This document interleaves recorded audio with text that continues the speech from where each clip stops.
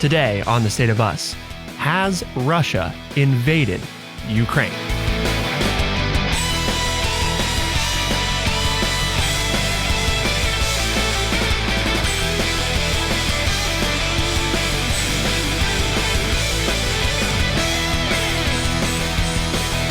Welcome to The State of Us. I'm your host, Justin T. Weller, joined, of course, today by the one and only, the friendly redneck liberal, senior resident historian here at True Chat, and an educator of 35 plus years, Mr. Lance L. Jackson. Today, we're talking about whether Russia has in fact invaded Ukraine.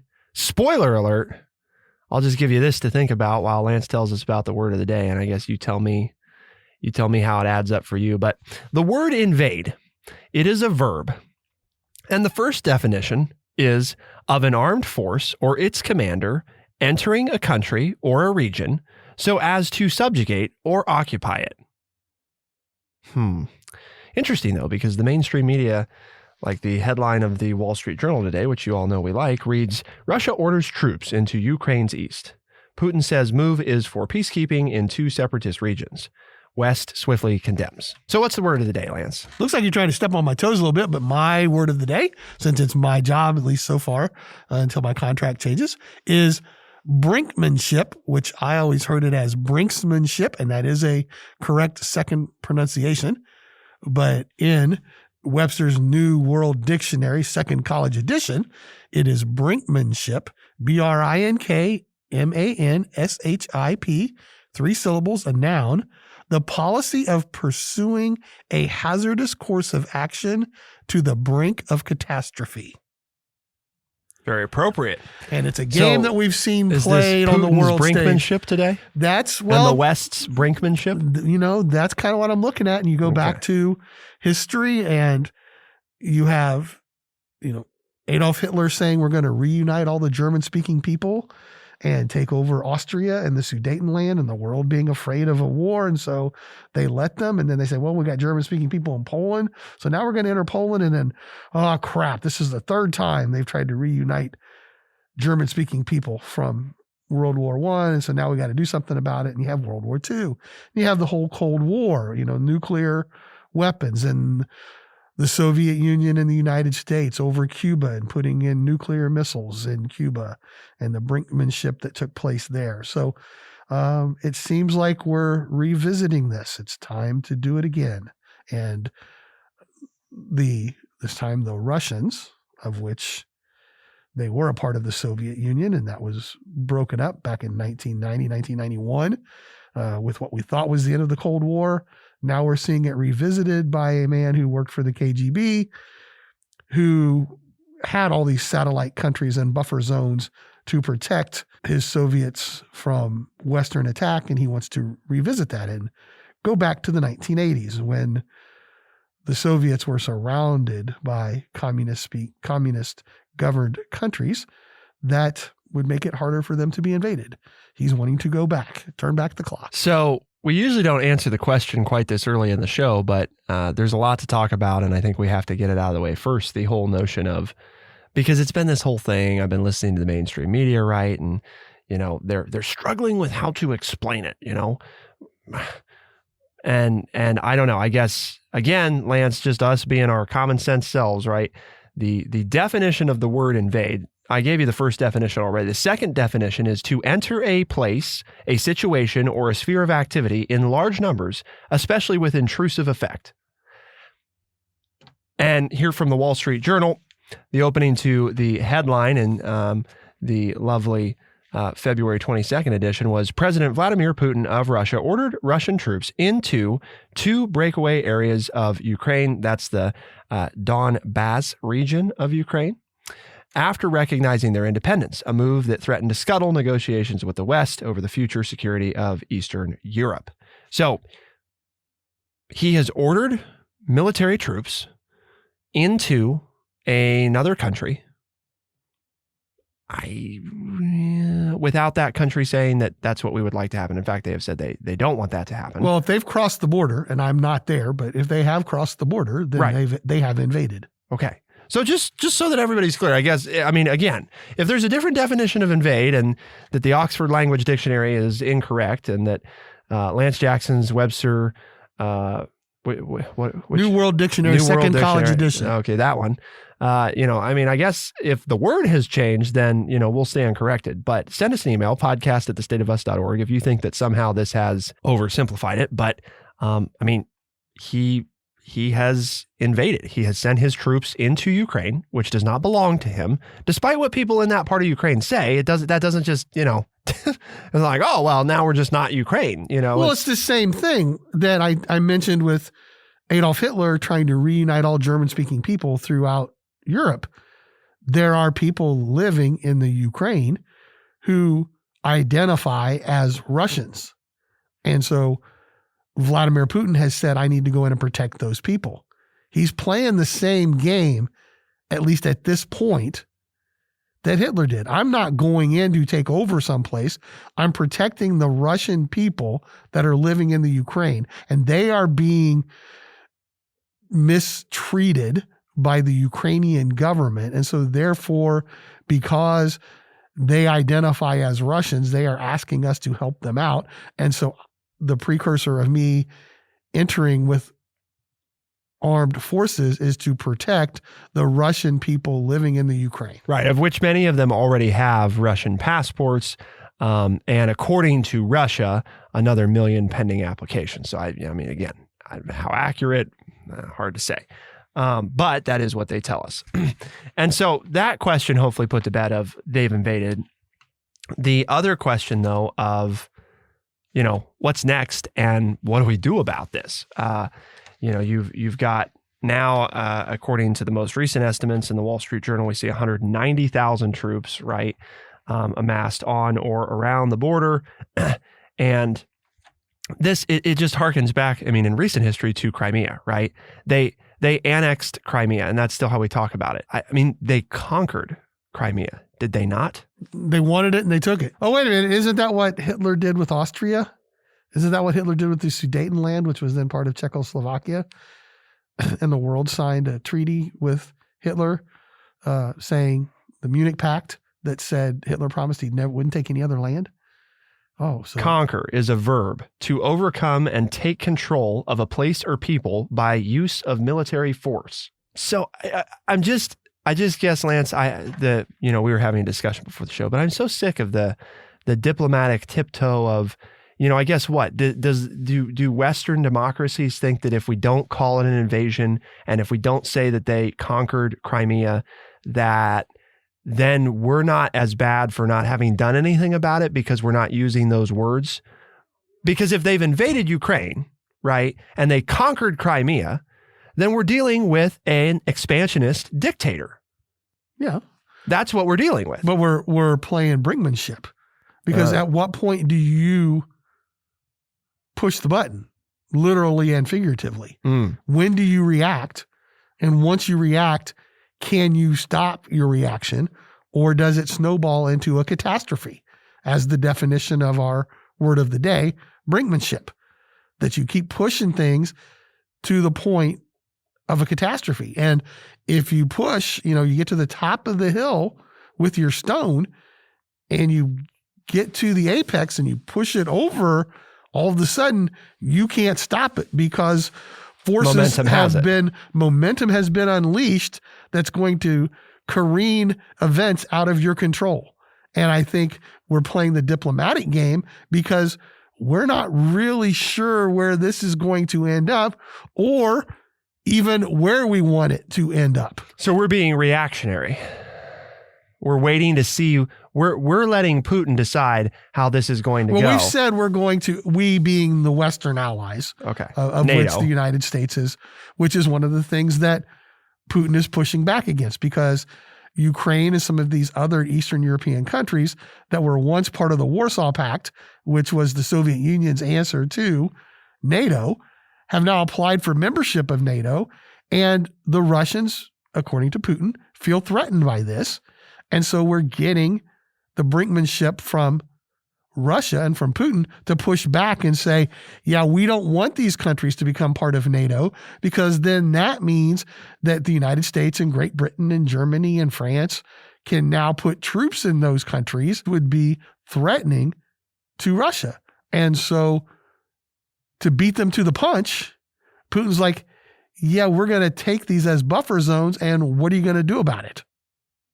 And we said, well, we're going to issue sanctions. We're going to roll over for you and let you scratch our belly. Are we? Because or slit our belly. What's the response? You laughed at me when I said, well, what do you want to do? Nuke them? Just take them out. And you said, well, we can't do that. I mean, that's what we were talking about off air. I mean, we can. But what do you want to do? I mean, but what do you want to do? You don't want, you think you're making fun of sanctions, Justin. What's the other option? If not sanctions, then you have to, and I'm not saying boots on the ground, I'm saying then you have to send some missiles in. You have to fire on them, or you have to send the Green Berets or the Rangers or somebody in, SEAL Team 6 and take Putin out, just like we did Osama bin Laden. I mean, those are, to me, if you're not going to issue sanctions, if you're not going to go down that road, then you have to pick one of those as your response. So let's talk about what we're going to do. You'll hear from Lance, you'll hear from me about what we think should be done. For those of you that don't remember, we did do an episode not that long ago on this whole prospect where we talked about it. It always felt like there was not enough time to entertain the, sort of what if scenarios. Well, now it's less of a what if and more of a, now that this is happening, what should we be doing? And are we doing the things that we think that we ought to be? So before we give away too much about what we think, we would like to hear from you. What do you think the United States' role in this is? What is NATO's role in this? What should the world be doing? Should we proceed with our current path of sort of wait and see what happens? And, when Putin steps a little too far, we kind of slap him on the wrist with some sanctions and see if that deters, and then if he takes a little bit more, slap again. And I don't know. I guess the question is then, even if we take that route, what happens if the slaps don't work? So there's a couple different things to discuss. And we're going to do just that. Keep it here on The State of Us, and we'll be right back.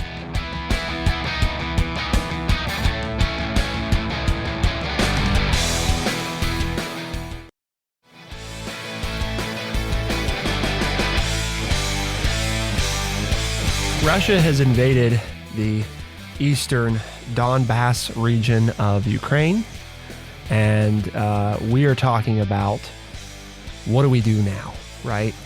Well, the current response at the moment is the United States, along with partners in Europe, NATO members primarily, have issued a host of sanctions on Russia for their, I guess I'd have to look up the exact quote because those leaders are avoiding using the word invade. I guess they're afraid that would escalate it, or it may, Lance. I think the real thing is if, for example, President Biden goes on and says that Russia has in fact, invaded Ukraine, right? Then you get into this whole, isn't our obligation to do something different if they've actually invaded versus if they're simply there for peacekeeping, or if they've, taken their if they crossed the border, regions. they invaded. I agree with you. It doesn't matter what their job, trying to play semantics. What they're doing. Well, because what will public opinion stomach? Mm-hmm. It's a great question. I mean, as the leader, right? As the president, what will the American people support? What decision will the American people support when most of us probably couldn't pick out Ukraine on a map? Depending on how big the map is. You know what I'm saying? I mean, if it's an isolated region, right, we would have a better chance at it. But it's not like... if we narrow it down enough, right, and the only options on the map are Russia and Ukraine, we might get it right. We might get it right. But I'm referring to back when the fighting in Southeast Asia and Vietnam. In the early 60s, the majority of Americans, these were studies that were done, and polls that were taken, the majority of Americans couldn't find Vietnam on a map in the early 60s. And now, by the early 70s, that had changed because of the number of troops that were sent in and Americans that were killed and everything else. People all of a sudden knew where Vietnam was. And I think we're kind of in that same stage with the Ukraine that, okay, we know it's over there at the end of Europe, the start of Asia. Do we know that? Do most people know that? Well, I'm going to give our listeners the benefit of the doubt. But, maybe not the majority of Americans. And so therefore, as the president, as the leader, you can't be effective unless people will follow your decision. And so I think you're trying to get, and the same can be said of the democracies in Europe and the NATO leaders. You can't just go do something. I shouldn't say that. It's harder to do something, right? If you don't have the support of the people. You're the leader, so you got to make the tough decision. You've been watching an Abraham Lincoln documentary on the History Channel this week. And, Lincoln's like, I'm the commander in chief. I really don't care what the military thinks. Speaking of, at that time, George McClellan, I really don't care what my general thinks. I'm the commander in chief. I can do whatever I want. This was him, Lincoln, talking to his cabinet. Kind of an interesting, right? I mean, and here we go. But again, in the moment, Lincoln wasn't popular. And as they point out in the documentary, Abraham Lincoln was not even supported by the Republican Party, his own party, to run for re-election in 1864 because they thought that Lincoln was going to lose the presidency. And now he's looked upon as one of the top presidents in American history because he was a leader. He didn't wait for public opinion to do what he thought was correct. He did what he thought was correct and said, "You'll all thank me later." And we don't have leaders like that anymore. And not I mean around the world. We just don't have people who step up and say, "This is what I'm going to do." And so we don't have leaders because that's what a leader is. So the red phone rings on top of your Webster's New World Dictionary there, and it's President Biden, and he says, "Lance, what should I do? What do you think? What would you advise me to do?" What do you tell him? What do you say? I think you tell Vladimir Putin, who, if you don't know it, you should, is a horrible man. He's one of the worst on earth. Okay. Look at his history. Look what he's done. Look how he's usurped power in his former country to be president for life. Okay. He's a horrible person. Subverted and changed their constitution to allow him to stay in power. Right. You tell him on the phone, "Listen, you get your stuff out of there or we're coming for you." I'll give him one last chance. You can get out and stop all this folderol. You can stop all this malarkey, or we're coming to get you. And we are the United States, and we will take you out. Okay? So it's your choice. Okay? You did this. I'm telling you right now, you went too far. You can save face any way you want to save face. Okay? You can make any claim you want to make. I don't care. You get your troops out of there and you stay out of there and you quit threatening them. Because if you don't, we'll see to it that you are going to stop. And so he doesn't do it. What's the follow through? Because in fairness to President Biden, I don't know. You got all kinds of things. I'm saying, you said, what would I tell him to do? Right. I would say you have to get out and not get back in. And if you do, if you don't do what we ask you to do, we will stop you. And leave it at that. Because then he's got to, well, what does that mean? Are they going to send in troops? Are they going to shoot missiles? Are they going to come in and assassinate me? I'm not going to tell you what I'm going to do. I'm just going to tell you, we're going to stop you. Okay. We will stop you. So then the next question from President Biden is, he calls our bluff. What should our next step be? Then you should be prepared for whatever it is. I don't tell Putin that, but I know what my next step is. Are we attempting the assassination of Putin? Or are we talking we are putting troops there or admitting them to NATO? Because that's the thing that everybody wants to know, right? Great. Okay. What would I do? I would admit them into NATO. Me too. Okay, I would just say, yeah, you're a part of us. They want to be part of NATO. You're right. They want to be. That's what he doesn't want.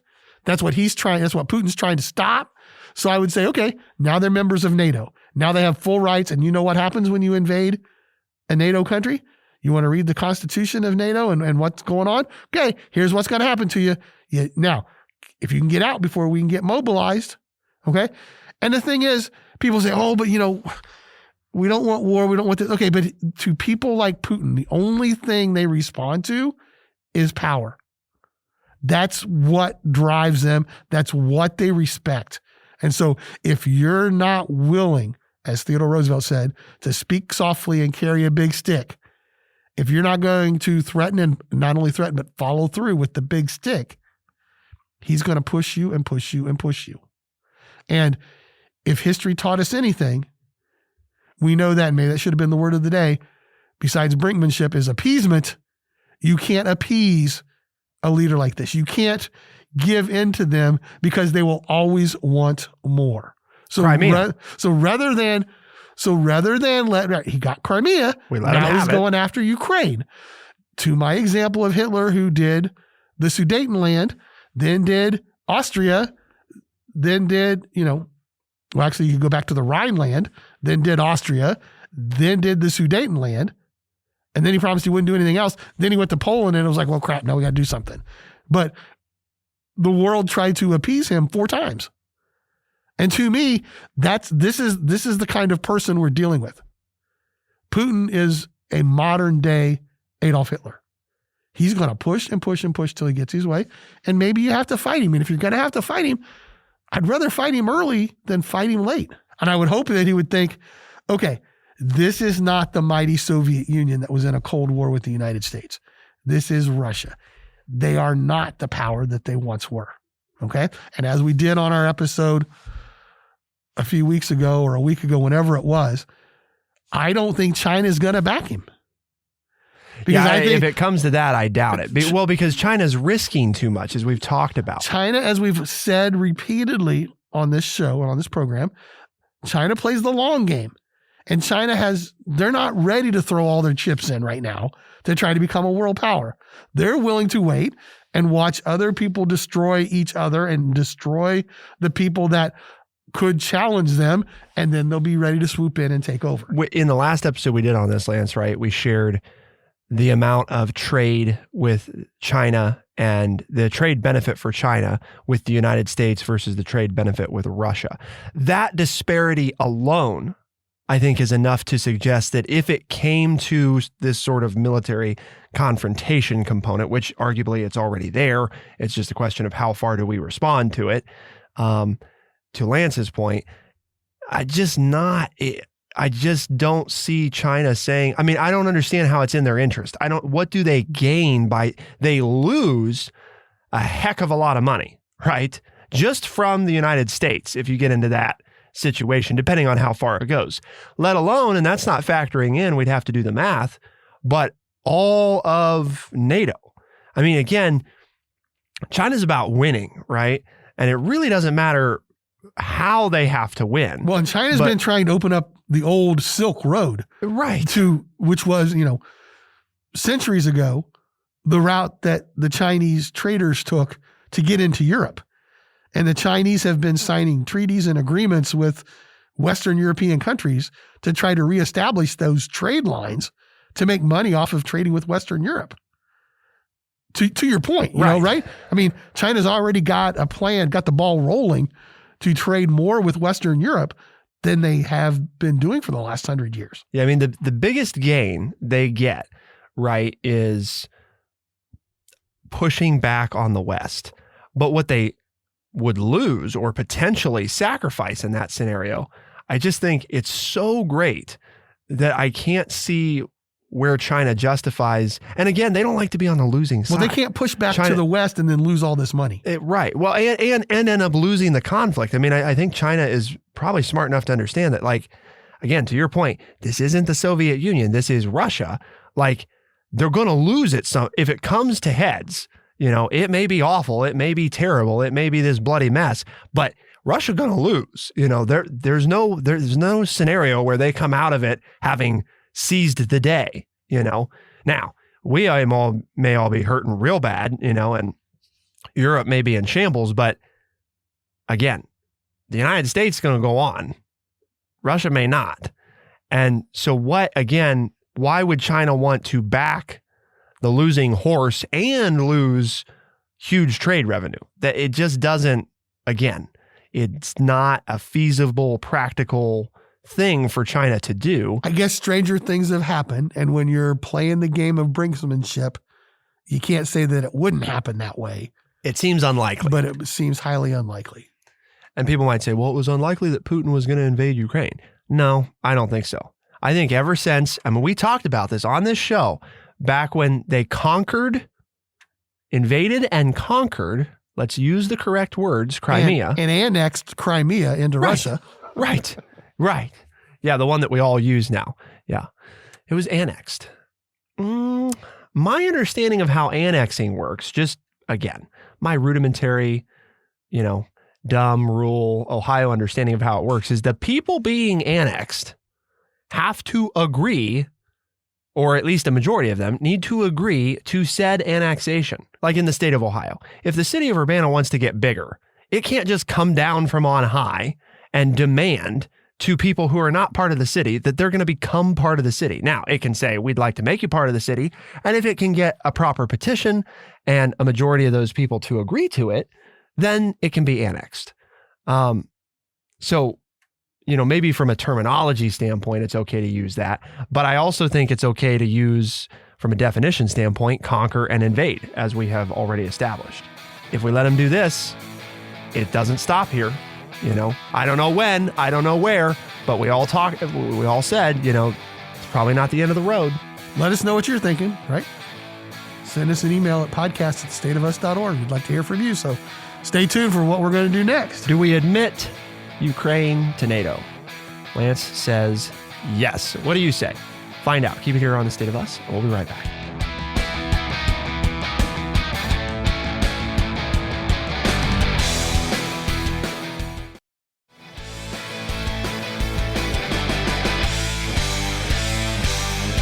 So last time we did this show, Lance talked a lot about what I was thinking and what I would do. And I had talked about the notion of, do you put American soldiers on the ground as reinforcements in Ukraine? I like the idea better of admitting them to NATO because, again, they've established they want to be part of NATO. And the biggest reason that NATO doesn't admit them is because they're concerned that it will upset Putin, which I think is the wrong merits of considering. Strategically, tactically, like just from that standpoint, that's a great position for NATO. Don't you want a country that's on the border of Russia? Again, just some basic, military protocol here would be that seems to be a place that would be ideal, which is part of what Putin has said. They don't want the United States to be able to have a military base sitting right there. But obviously, from a NATO standpoint, that would seem to be something that would make a lot of sense. Well, one of the more notable occurrences of brinkmanship in our history has to do with the Cuban Missile Crisis. The Soviets said, we don't have any missiles in Cuba. So we flew spy planes over Cuba, took pictures of it, took the pictures to the UN, and the Soviets said, okay, so we do. Now what are you going to do about it? There's brinkmanship, right? Well, we don't have, Soviets say we don't have nuclear missile bases there. And we take pictures and say, yes, you do. Okay, so now what are you going to do about it? Well, President Kennedy responded by sending the U.S. Navy in and established a blockade because he knew that supplies, we had information and confirmation that the Soviets were sending more supplies into Cuba to finish the missile bases. And, there were people within the president's realm who said, well, we need to just go in and blast them out. And, well, how many of these bases can we get if they're operational? Well, sir, the military is sure we can get 85% of these military bases. And Kennedy goes, okay, at least 15%. So if there's 100 of them, like we think there are, that's 15 nuclear missile bases that can shoot nuclear missiles into the United States. And instead of having an hour or two to respond, we'll have 8 minutes because, Cuba's so much closer than the Soviet Union is. And so Kennedy made the decision to put up a blockade. And as the Russians came across the Atlantic Ocean, he continued to bring the blockade closer and closer to Cuba. And eventually, for some reason, Khrushchev and the Soviets turned the ships around and they went to the negotiating table. That's brinkmanship, okay? President Kennedy was pushing the envelope and saying, well, this may end up in war, but we're going to do something. So I think that's why the response is put the Ukraine in NATO. Now you throw it back into Putin's hands. The example of brinkmanship, okay? Now what are you going to do? And if they respond, then we have to one up. And some would say, as they have said, and as you mentioned at the beginning of, once you start down that path, exiting that path can be very tricky, if not impossible, depending on the direction you go. And the question of, is that reckless? And I think the biggest thing that me and Lance and... Can I counter though very quickly? Yeah. Is it not reckless to continue to let a person of Putin's personality and governing style to get whatever he wants? Isn't that reckless to allow that to continue to happen? As I said when we first talked about this, right? If we're not willing to defend Ukraine, and I don't mean by sending them weapons, they need men, they need the infrastructure, they need what we have, they need the world's greatest military at their disposal. That's what they need. That's how you hold back Russia, is you give, to Lance's point, you give them a bigger, scarier thing to stare in the face of. And they're not scared of Ukraine because, in fairness, they could wipe Ukraine off the face of the earth if they want to.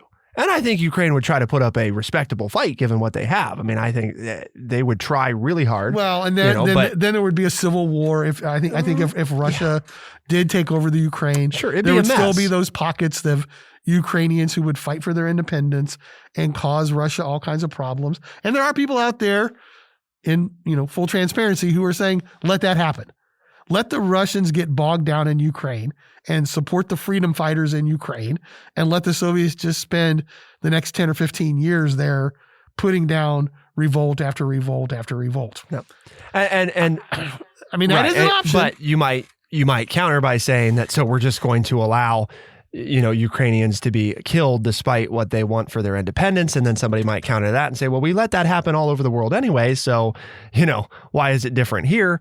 And, right, and to that, I would say, we're not stepping in and doing anything for Myanmar. Right. For the people of Myanmar, and haven't for the last 2 or 3 years. But I think that Lance and I are well on the record of saying that we disagree with that policy. I mean, the fact that we are inconsistent in the people that we choose to assist, we disagree with that approach to it. So it's not, we don't have the power to change it. But the thing I was getting at before, the thing that none of us, right, probably listening, maybe there are some people listening to the show who really do know, none of us really have the understanding, except for President Biden and his closest military advisors, because this to me, I think, would be the potential game changer.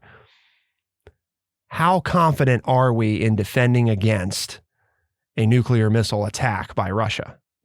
Because if the confidence level is really high, and you're the president and you have the top secret information and it says, we don't have a lot to be worried about. I mean, yeah, it's possible, but it's unlikely. If they launch 100, one gets through. That's terrible. That's awful. I mean, we don't want that, but obviously that's a whole lot different than 100 getting through and wiping out, the continental United States as we know it. Like, there's a very strategic and tactical component of that Lance and I don't know. I mean, we can theorize, we can read these journal articles that say that we know. And at the end of the day, there's only a handful of people that really actually know, what that situation looks like. And we hear what Putin says about his, these supersonic missiles he's got and how fast they'll be here and all this. But again, this is all information in the public domain. So maybe they're faster than he says they are. Maybe they're slower than he says they are. Maybe they don't work at all. Maybe they don't even exist. I mean, again, there are people who know. Lance and I aren't the people that know. So I think it is important to say this is based off the information we have, and I think based off of a belief that we are in fact the greatest military in the world, and that we have a whole bunch of crap that nobody knows anything about, that is designed for scenarios like this. Hopefully you never have to use it. But we pour, billions and billions of dollars into military research more than anybody else does in the world, many times over. I gotta believe that And that's part of what this decision, I guess, that I'm saying is prefaced on. It's not just being totally reckless to Lance's historical point of Kennedy and deciding about, what to do. Is it's like, well, it's kind of a lesser of two evils. If they have that many missiles and they did decide to launch them, we're kind of screwed, So we have to try something. We're going to try a blockade because at least it's aggressive, but we're not shooting and killing people, so it's a step down from that. So we're going to practice brinkmanship. We're going to respond to your invasion by putting the Ukraine into NATO. And then we're going to step back and see what you do to that. We would immediately inform Russia, you have invaded a NATO country. We are mobilizing and we will be entering, X day, and to Lance's point of, so if you want to skedaddle before we show up, that'd probably be smart, I got you. I think we're kind of in agreement here. And I think it's a dangerous game to play. Brinkmanship is a dangerous game to play. Very dangerous. But I think Putin is a dangerous enough person that we have to enter the fray. The counter from before, Lance, was that I want everybody else to ask who doesn't agree with this action, where does it stop? Because if you have the answer, I want to know, because maybe we're willing to make that concession, but I don't know where it stops. And we said that with Crimea. And I'm so against people ignoring history because now it's just part of history. Well, yeah, they took Crimea and the world let it happen. Well, because Putin wants to reinvent the Warsaw Pact. He wants to create this buffer zone between Western Europe. He wants to reinvent the Soviet Union. And Russia. Right. He's trying to get back to, and that's what he grew up with. Right. He worked for the KGB in the old Soviet Union. And he's looking around, as are many of the older generations in Russia, and saying, we really kind of got messed over if we go back to the end of the Cold War. And we'd like to put Mother Russia back on the map of the world, that people would have to listen to us and watch us. If a kid takes a cookie from the cookie jar when they're not supposed to, and everybody knows that it happens, but nobody does anything about it, is the kid going to stop taking cookies from the cookie jar? And will they just stop at cookies? Why would you? Well, all the adults saw me do it and nothing seemed to happen. So, they said I wasn't supposed to, but I did, and they saw it and they all knew it, but they didn't do anything. So why do we have this conversation today, Lance? Well, because our mission here at True Chat is to educate people by providing honest, open, and respectful conversations. I think we've done that again today, and we've asked for your input because we want to have a conversation. We don't want you just to listen to us. We want you to interact with us and tell us what you think, whether you agree or disagree. We're always open to learn and to find, to hear what other people think about these topics.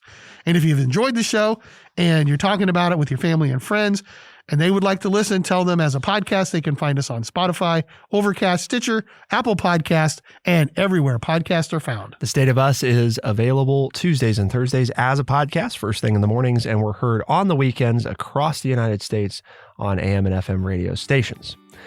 For the State of Us on True Chat, Lance takes the win today, ladies and gentlemen. Flying to victory, taking the victory lap. I'm Justin T. Weller. I'm Lance Jackson. Special thanks to producer extraordinaire Bradley Bush, and thank you, our audience, for tuning in. We'll see you next time. Be the change.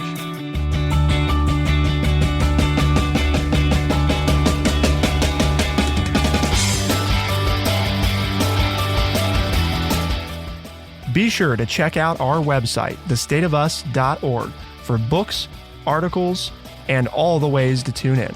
thestateofus.org.